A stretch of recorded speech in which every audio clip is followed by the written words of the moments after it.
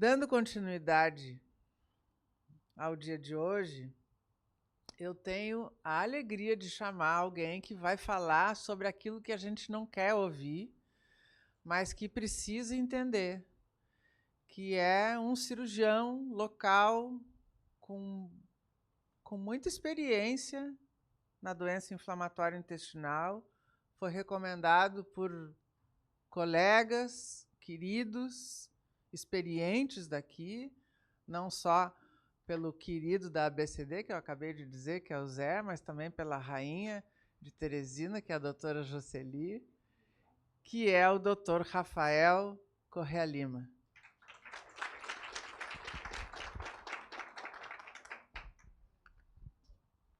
Próximo querido da ABCD. Bom dia. Muito obrigado pelo convite. Eu acho esse formato desse fórum, a palavra certa é espetacular. A gente ter um local que pode se comunicar direto com o paciente assim, deve ser copiado por todas as outras doenças crônicas, que faz completa e total diferença. Não gosto muito dessa palavra, mas eu acho que aqui se faz o empoderamento do paciente de uma maneira que precisa, né? Então, quem manda no tratamento não sou eu. Quem manda no tratamento é o paciente, né? Quem vai definir, quem é o definidor real do que se pode fazer, o que se quer fazer é o paciente. Eu vou dar a minha parte técnica, a minha explicação técnica, que a maioria das vezes nem adianta. E o paciente diz, não aceito, não quero, prefiro isso, prefiro aquilo. E aí a minha parte técnica vai para bulhufos e não adianta nada, e quem vai definir realmente é o paciente, né? Bom, eu fui chamado para falar quando operar o paciente com doença inflamatória. Isso é tema de congressos e 2, 3 dias de discussão, briga, bate-boca, murros e pontapés, e só me deram 30 minutos. Vou tentar não causar nenhuma briga, nenhum pontapé, nem nada disso. Vou tentar falar numa linguagem o mais simples possível. Desculpem, tem algumas fotos um pouquinho assustadoras. Se eu estiver falando muito difícil, vocês podem pedir para eu explicar melhor. E vou tentar falar numa palavreado mais fácil possível. E a intenção aqui não é ninguém sair daqui cirurgião, né? A intenção aqui é empoderar todos vocês para que participem, talvez com um pouquinho mais de conhecimento, um pouquinho mais de tranquilidade da decisão cirúrgica, no caso de vocês, tá? Bom, doença inflamatória intestinal, o mais importante, vocês vão ver que eu vou falar bastante aqui, chama-se qualidade de vida. A gente sabe que é uma doença crônica, a gente sabe que é uma doença que não tem cura, então eu não posso dizer assim, eu vou lhe operar para lhe curar. Infelizmente eu não consigo falar isso. Eu vou entrar com anti-TNF para lhe curar. Eu não consigo falar isso. Então eu vou entrar com anti-TNF para, no fim de tudo, toda a baboseira que a gente fala de morbimortalidade, de não sei o que, tudo se resume a melhorar a sua qualidade de vida. E a gente sabe, mais do que em qualquer outra doença, doença crônica precisa muito de multidisciplinaridade. Não é um paciente do Dr. Zé Miguel, da doutora Jocely, do Dr. Rafael, é um paciente de todo mundo. E a gente, inclusive, precisa de muitas outras especialidades e, assim, a gente tem uma carência enorme de nutricionista. Inclusive, se a doutora quiser vir morar aqui, será altamente bem recebida.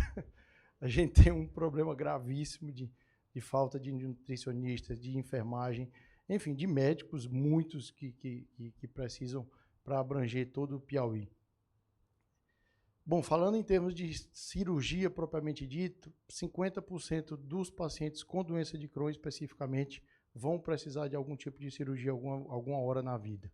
Então, a metade dessa plateia dos pacientes, lógico, tirando os familiares, vai um dia ter que, infelizmente ou felizmente, passar por uma cirurgia. Isso é estatística, seja ela qual for, né? Isso é muito importante. Isso fala da importância do cirurgião na vida do paciente do Crohn. E, principalmente, do especialista em doença de Crohn. Não me façam, pelo amor de Deus, cirurgia com qualquer pessoa. Ah, mas é um amigo meu, porque eu moro lá em Valença e tem um grande amigo meu que é de Valença. Não precisa vir para mim, não precisa vir para qualquer outro, mas façam com aquele que sabe do que está falando, assim como o gastroenterologista.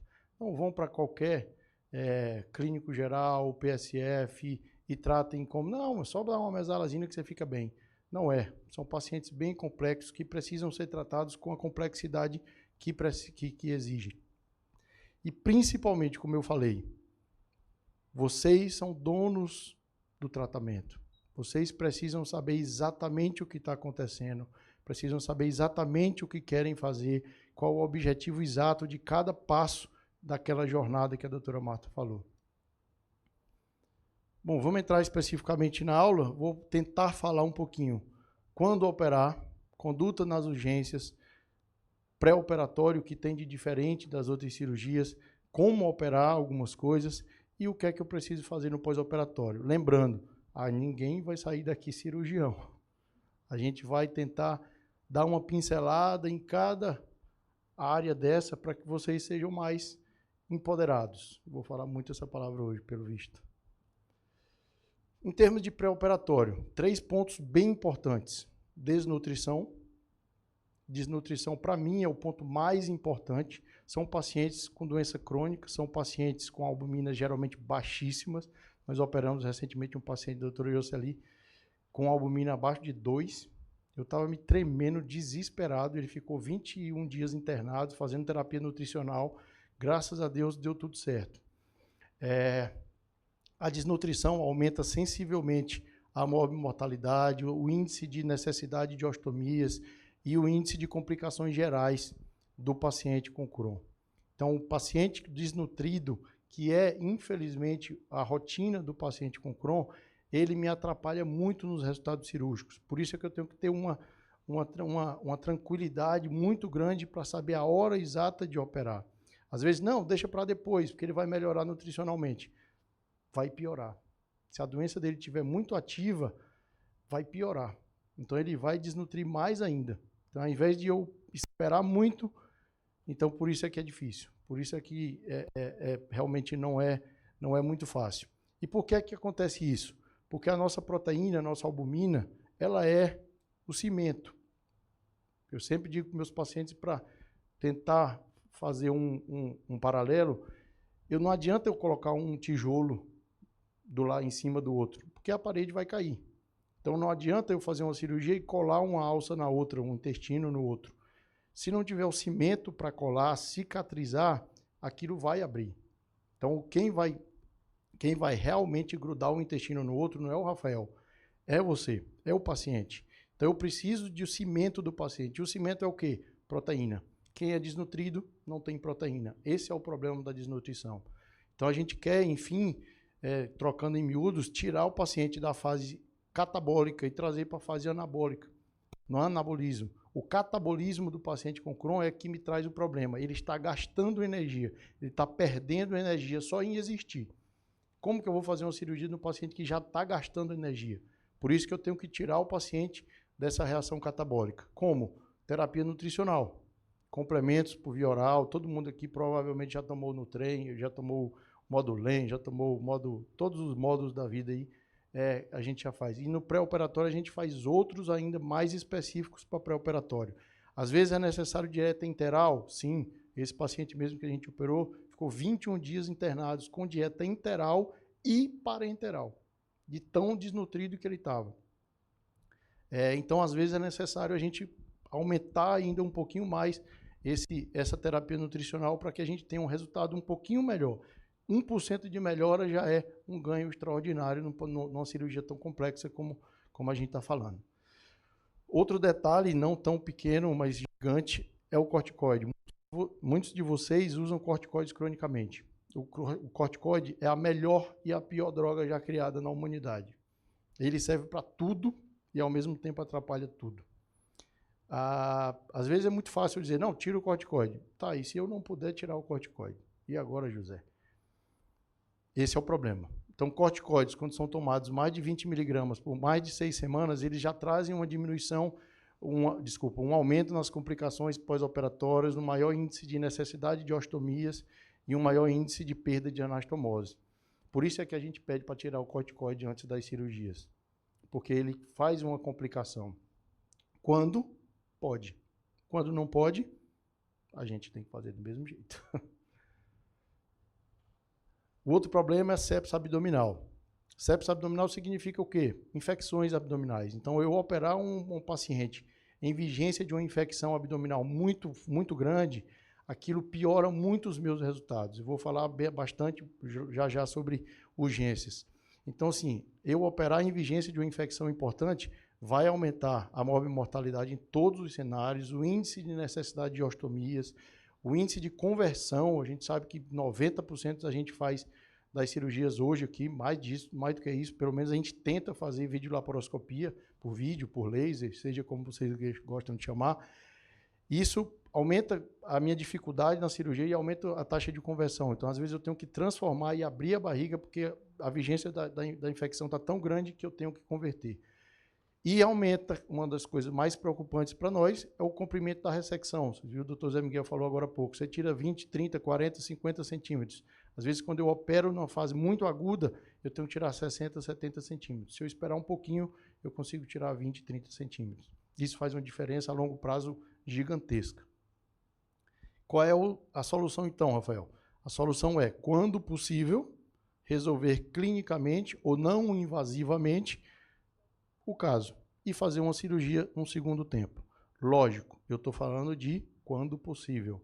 Nesse caso aqui, por exemplo, é impossível. Perfurações livres, cocô na barriga, aí não tem terapia clínica, não tem corticoide, não tem nada que se faça que vá melhorar isso aí. Isso aí, infelizmente, é faca. E aí a gente tem que aceitar e fazer o melhor possível, tá? Resumidamente, casos de desnutrição muito grave, sepses que não conseguem ser resolvidas clinicamente e o uso de corticoide que não consegue ser separado, infelizmente levam a um número de ostomias muito grande. E às vezes a gente até prefere fazer a ostomia porque o risco é tão grande que é mais fácil eu não arriscar e colocar uma ostomia preventivamente do que esperar uma complicação. E a gente sabe, por que eu falo bastante de ostomia? Porque a gente sabe que é o grande medo do paciente com Crohn, né? Qualquer paciente que vai ser operado, lógico, tem medo de diversos medos, de anestesia. Os anestesias são os carrascos. A gente sempre bota o medo para eles. Não, a anestesia é que é o grande problema. Mas o grande medo do paciente com Crohn, paciente de cirurgia abdominal, sempre é a ostomia. Então, a gente tem que tratar ela como nossa aliada e não como nossa inimiga. Urgências. Como eu falei, eu vou falar bastante sobre urgências, sobre aquele caso de sepse abdominal. Repetindo, toda cirurgia, se eu puder eletivar, é muito melhor do que eu operar na urgência. Sempre que eu puder operar numa situação ideal, é melhor do que eu operar na urgência. Resumindo, se algum de vocês, graças a Deus, fé em Deus, ninguém vai ter isso agora, mas se algum de vocês precisar de uma avaliação de um cirurgião na urgência e ele disser, acho melhor não operar, ele está fazendo certo, na grande maioria das vezes. Então, sempre que é possível, operar de maneira eletiva. Ah, não, deixa para lá, eu vou empurrando com a barriga. Não é empurrar com a barriga, é exatamente o contrário. É fazer exatamente o que é certo, fazer um preparo pré-operatório correto e lhe operar normalmente em 2 a 4 semanas depois, quando você já está com a nutrição melhor, com o processo infeccioso mais controlado e etc, etc. Tá?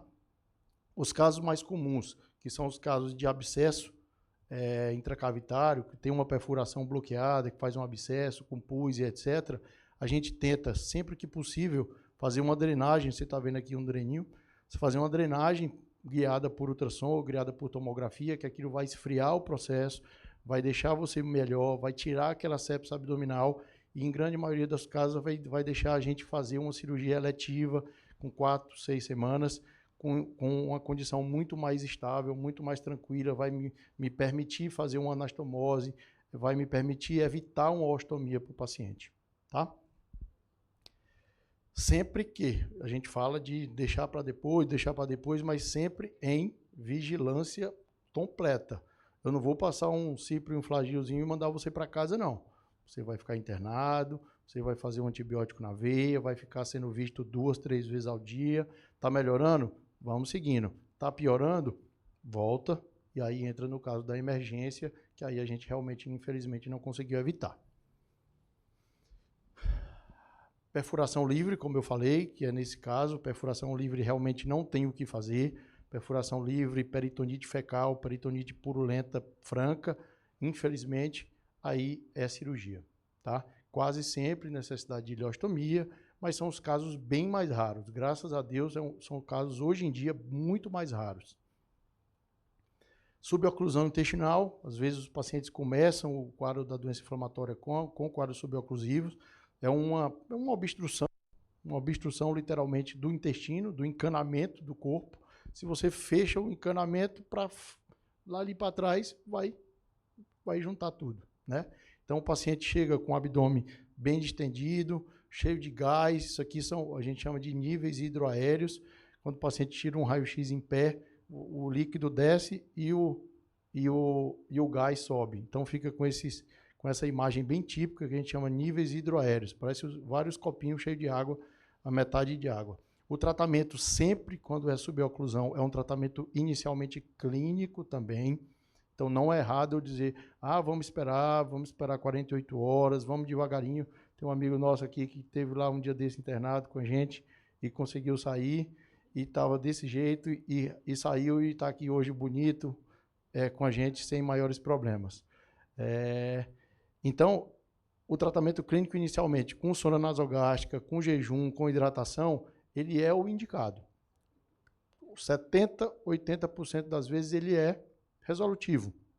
E aí a gente vai buscar, num segundo momento, qual a causa daquela suboclusão, se é uma recidiva da doença, se é uma estenose por atividade de doença, se é uma estenose por fibrose. Aí a gente vai, no segundo momento, numa cirurgia eletiva, numa avaliação eletiva, buscar a real causa daquele problema, tá? O corticóide pode ser usado quando se tem uma atividade de doença, uma suboclusão por um segmento com atividade de doença muito intenso. É mais raro, mas a gente pode usar também. E a cirurgia no segundo tempo fica dependendo da causa específica daquele problema. Se for uma atividade de doença muito intensa, uma recidiva, você pode trocar droga, você pode otimizar o tratamento clínico e etc., para que não haja necessidade da cirurgia no segundo tempo. Ou, se for uma estenose por fibrose, etc., aí não vai ter escapatória, a gente vai ter que ir para a mesa. Doença perineal. A doença perineal é um dos grandes desafios, eu acho, da doença de Crohn, né? Tanto é que é um sinal inicial já de gravidade. Só em você ter doença perineal, a gente já considera, o Zé Miguel falou agora há pouco, já considera uma doença grave. Então, é um sinal de que aquela doença não é bobagem. A gente tem que tratar com seriedade, porque ela é um pouco mais grave, tá? O tratamento, mais do que qualquer outro tipo de Crohn, é um tratamento multidisciplinar. Eu preciso de enfermagem, eu preciso muito do cirurgião, eu preciso muito do clínico. Não adianta, não, Rafael, eu quero fazer só a cirurgia. Só a cirurgia sem o infliximab não vai fazer efeito. Não, Rafael, eu quero fazer só o infliximab. O infliximab sem a cirurgia não vai fazer efeito. Não adianta, tá? Então, mais do que qualquer outro tipo de Crohn, a doença perineal é o patognomônico do tratamento multidisciplinar. O tratamento hoje padrão ouro é o anti-TNF com imunomodulador com a cirurgia. O uso de sedênio na grande maioria botei essa foto que é meio feinha, mas só para mostrar para vocês o que é o sedênio, são esses dreninhos que a gente coloca no bumbum para drenar, literalmente o dreno, para drenar aquela secreção que fica presa e para meio que que enxugar aquele processo da infecção, daquela drenagem purulenta intensa que tem nas fístulas, tá? Melhora muito a qualidade de vida, tem uma menor recidiva, traz para a gente facilita a preservação da musculatura do ânus, diminui a recidiva, eu já repeti, e facilita muito a cicatrização. Então, quem já foi meu paciente sabe bastante que eu sou um apaixonado, inveterado pelo sedenho, nem que seja só para esfriar o processo, e num segundo momento a gente faz a terapia definitiva das fístulas perianais, tá? Às vezes o paciente se assusta um pouquinho, mas doutor, como é que eu vou ficar com esse dreninho no bumbum? Sua vida vai ser normal. Eu tenho médicos, eu tenho enfermeiros, eu tenho engenheiro, eu tenho paciente que é serviços gerais, eu tenho pedreiro, tudo isso usando o sedenho. Não incomoda absolutamente nada. Pelo contrário, aquilo que você pensa inicialmente que vai lhe incomodar, aquilo melhora tanto a sua qualidade de vida que você nem sente que está com ele. Você nem sente que está com ele, tá? A colostomia pode ser necessária, Rafael, quando você tem uma doença perianal muito grande? Pode. Às vezes, a doença é tão grande que não resolve com aquele tratamento cirúrgico e clínico, que às vezes eu derivar o intestino facilita muito e aumenta muito o índice de cicatrização daquela sepsis perineal, daquela inflamação grande no períneo. Às vezes é necessária. É rara. Tem que ser uma doença muito grave. Vocês estão vendo aqui esse paciente que era uma doença muito grave, são 6 ou 7 fístulas, e esse não precisou, por exemplo, de derivação, nem de protectomia, nada. Então a gente consegue fazer muita mágica sem precisar de derivação, mas às vezes ela é necessária. Assim como eu arrancar literalmente o bumbum, o reto, o ânus, isso é muito mais raro ainda, tá? Às vezes é necessário, mas muito difícil, tá? Bom, como operar e quando operar outros casos. Intratabilidade clínica é o que é mais discutível. A doutora Jocely manda para mim, Rafael, não sei mais o que fazer. Já troquei 8 biológicos, já botei tudo, já tirei tudo, já voltei para o adalimumab, já voltei para o infliximab, e vai e vem, e não adianta. O que é que eu faço? Às vezes é necessário a gente ressecar. Às vezes a gente resseca aquele segmento mais doente, às vezes a gente tira aquele processo inflamatório maior, mesmo o paciente continuando usando medicação, a mesma medicação que ele usava, ele tem uma resposta espetacular, né? Então, em alguns segmentos, parece que tem uma dificuldade de penetração do remédio, tem um segmento ali que ele é o último dos moicanos, ele diz, eu não vou melhorar. Você melhora tudo, você melhora da boca até o ânus, mas fica sem vergonha de uma área ali de ilho de 5 centímetros, de 15 centímetros, que não melhora. Geralmente é a válvula de Secal, essa safada é a válvula de Secal. Ele melhora tudo, o delgado fica perfeito, o cólon fica perfeito, e a safada da válvula de Secal, que é ali o finalzinho do intestino fino, o comecinho do grosso, ela não melhora. E às vezes a cirurgia, eita meu Deus, a cirurgia melhora bastante. As estenoses também são indicações cirúrgicas, na sua grande maioria. A fibrose é uma inimiga nossa, e com os anti-TNF, eles são tão bons, que eles cicatrizam tanto o intestino que eles fibrosam. Às vezes eles fibrosam e aumentam o número de fibrose porque eles são muito bons e eles conseguem cicatrizar muito o intestino. Então, às vezes, a gente tem que fora as variantes mais fibrosantes da doença. Então, às vezes, a gente tem que abrir por conta de uma estenose. Sempre, absolutamente sempre, a plastia, que é isso aqui, a gente abre num sentido e fecha no outro. É uma cirurgia relativamente bem mais simples do que ressecar e sempre preferível a ressecção, quando possível, lógico. Às vezes a gente faz só isso, ou às vezes a gente tem que ressecar quando é uma estenose bem maior. Às vezes a gente consegue fazer essa dilatação com balão, a gente passa um balãozinho, abre o balãozinho para dar aquela abertura no intestino. Um pouco mais difícil, um pouco mais raro, mas também pode acontecer. Às vezes a gente precisa de colectomia por conta de estenose também, já que a gente não pode fazer essa dilataçãozinha de balão no colo. Deixa eu correr agora um pouquinho. Isso aqui foi um pouquinho de briga ontem, então não vou falar muito, mas às vezes tem alguns casos que que a gente pode lançar a mão da cirurgia antes de lançar a mão do tratamento clínico, mas é um caso ainda em dúvida e tal. Doutor Zé Guilherme deu uma olhadinha aqui, então vou ficar calado. Mas assim, existem casos na literatura hoje que já se admite fazer uma cirurgia antes de iniciar o tratamento clínico. Mas de verdade, aqui no Piauí, principalmente com dificuldade de acesso ao diagnóstico, à rede de saúde, é muito raro a gente pegar um paciente desse, mas é raríssimo, raríssimo mesmo, né? Sobre tipo de cirurgia, videolaparoscopia sempre melhor do que a cirurgia aberta, absolutamente sempre, sempre que possível. Robô e videolaparoscopia não há diferença, mas sempre que possível a videolaparoscopia ou o robô são preferíveis à cirurgia aberta, tá? A colectomia, quando você precisa tirar o colo, Rafael? Quando você tem um acometimento de até 2 segmentos, você pode tirar só aquele segmentinho. A partir do momento que você tem um acometimento de muito lugar, um colo muito grande, aí você infelizmente vai ter que tirar o colo inteiro. Meu Deus, como é que eu vou viver sem colo? Normal, você vive tranquilo. A gente resseca o colo, você faz uma ilho reto, você faz uma ilho ânus, enfim, tem diversas técnicas cirúrgicas que possibilitam sua vida praticamente normal sem o colo, tá? Quando a gente já tem, raríssimo, mas é que a gente tem que ficar muito atento, principalmente com a melhora da qualidade de vida e a melhora da expectativa de vida, a gente tem que ficar cada vez mais atento hoje a isso aqui, as displasias e as neoplasias vindas, né, da inflamação do paciente de Crohn. Quando você tem uma displasia ou já uma neoplasia, que é um tumor, vindo desses pacientes, aí a gente tem que ser um pouquinho mais agressivo, aí a gente realmente tem que ressecar o intestino inteiro, por risco de ter displasia e por risco de fazer neoplasia em outros locais. Aí a gente não pode brincar muito não, aí a cirurgia realmente tem que ser mais agressiva por conta desse risco maior.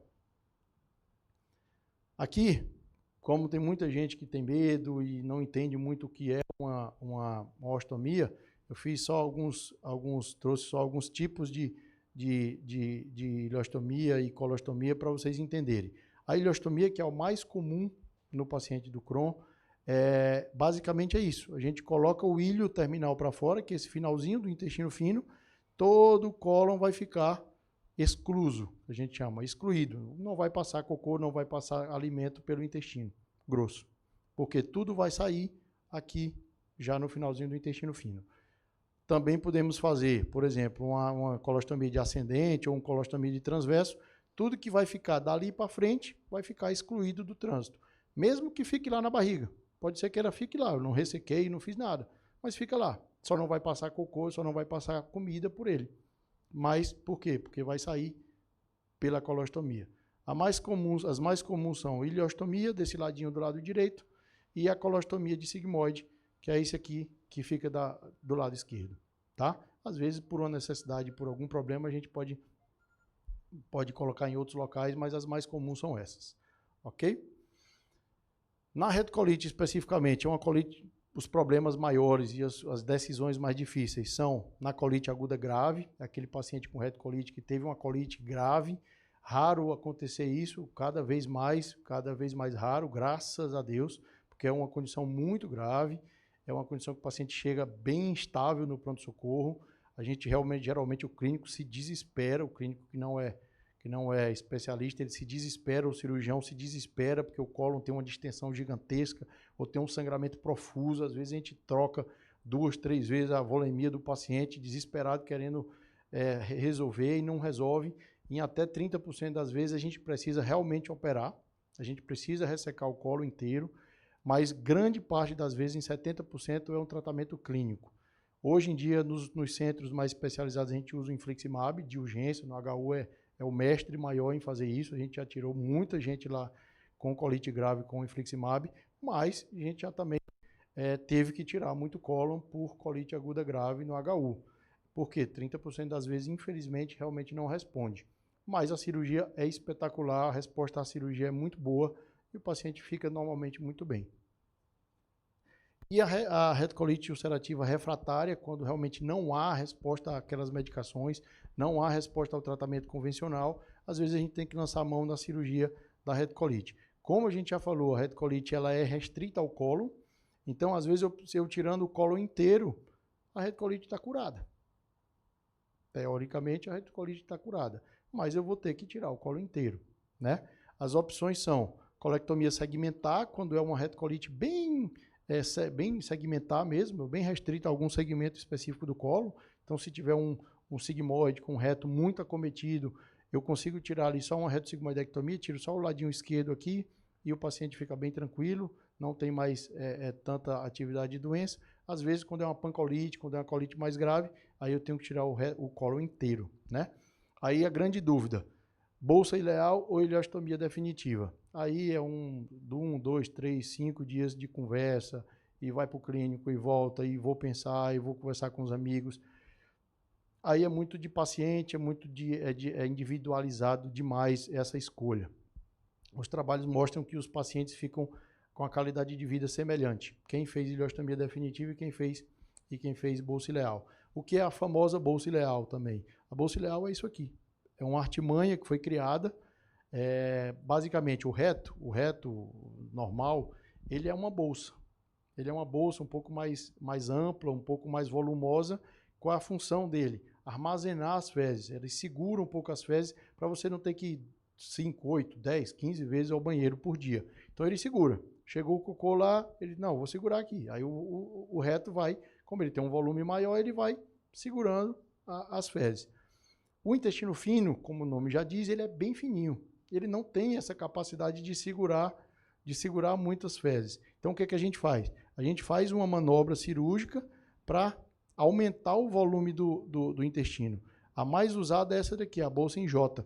A gente faz uma curvinha nela e aumenta, praticamente triplica o volume dessa bolsinha.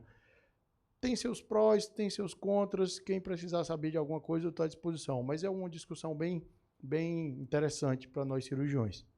E é uma cirurgia que pouquíssimas pessoas fazem, tem que ser feita por um cirurgião bem experiente.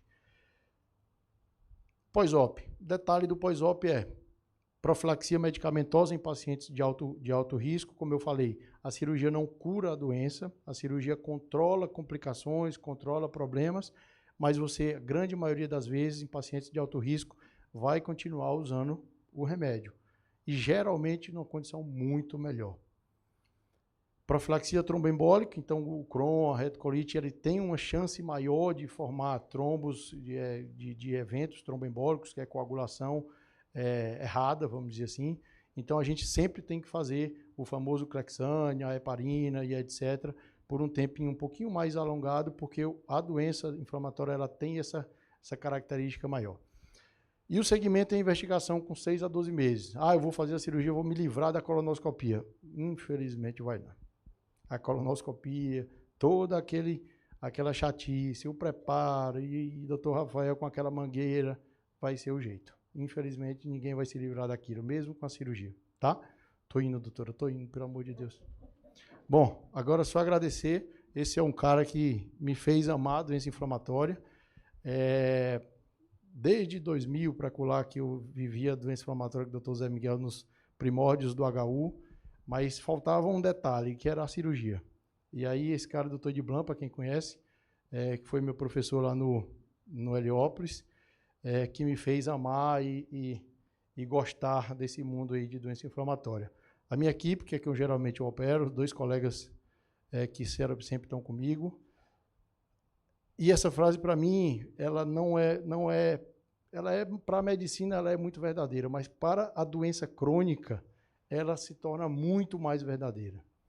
Então, a gente cuidar com o coração dos pacientes que estão ali diariamente. Tem gente que vê mais o Dr. Zé Miguel do que a própria esposa. A gente precisa cuidar com o coração, infelizmente. E assim, a doutora Jocely, vou personificar nos 2, porque estão aqui e porque são os que mais trabalham comigo. Doutora Jocely não me passa um caso. Ela me passa uma pessoa, ela me passa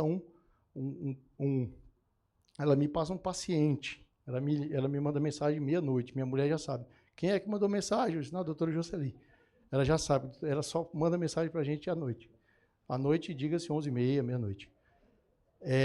Doutor Zé Miguel me liga uma vez, ele me ligou no HU e disse assim, Rafael, eu preciso de você. Aí eu disse, doutor, estou de férias, mas eu preciso de você. Resumindo, eu não podia deixar de ir. Era uma paciente com uma colite aguda grave e assim, perdoe se eu estiver enganado, mas ele trata melhor os pacientes do SUS do que os do plano. É impressionante.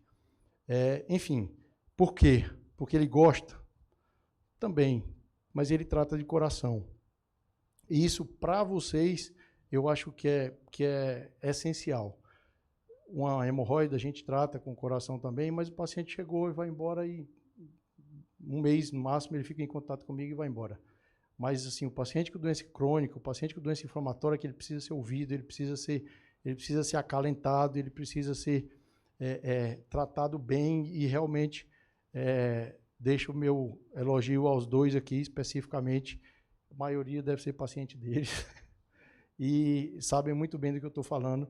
E é completamente diferente a gente receber um caso dos dois e receber um caso de um quarto, um quinto médico que realmente passa um caso e não um paciente.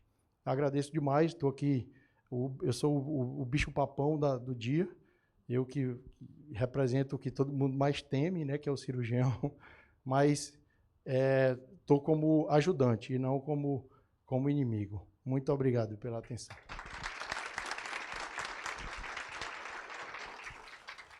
Querido.